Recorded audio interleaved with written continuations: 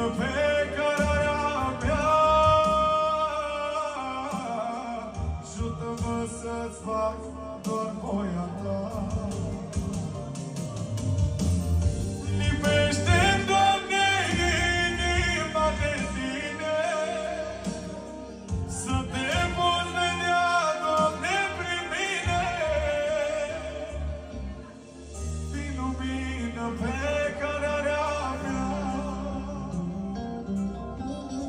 Ajută-mă să-ți fac doar voia ta. Doamne, ajută-ne ca să-ți facem voia ta până când tu vei veni.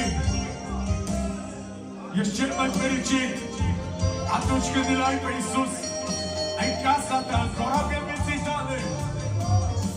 S-au ridicat valurile atât de mari că gata să-i scufundă pe ucenici. Dar dacă a fost Iisus cu ei în corabie, lăudați să-i fie numele, a potolit vânturile și marea.